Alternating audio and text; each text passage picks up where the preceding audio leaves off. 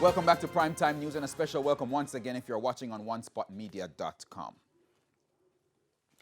New regulations governing the state of emergency, SOE, in St. Catherine are now before Parliament to take into account last week's court ruling which declared the previous regulations unconstitutional.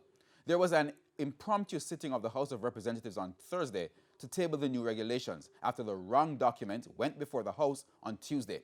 Now, the government has been left embarrassed and is being criticized for the foul-up. Andrea Chisholm has details. Just a handful of parliamentarians inside Gordon House on Thursday to do what it should have done 2 days before, table the correct regulations for the recent SOE in St. Catherine. Since a court ruling on Friday, June 17, labeled the SOE regulations unconstitutional, National Security Minister Dr. Horace Chang says the regulations were adjusted. Those amendments were made and were provided to me on Sunday. This is a copy I have which has all the amendments, hard copy, taken to the Governor General and signed, and my understanding is that this was sent to the printer. This is what is normally done, that's the process. What came back on Tuesday was not what I have in my hand.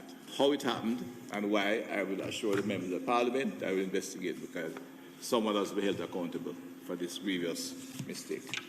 But even as the country awaits the findings, the parliamentary opposition is demanding answers. The correct SOE regulations are just being tabled, but the SOE has been on the way in St. Catherine since Friday, June 17. What is operating now, as we have been experiencing the state of emergency since last Friday? What are the regulations and what are the implications having regard to the court process? So it would be useful to know, for example, how many persons would have been detained under these regulations. The police have not utilized any of the powers in the regulation.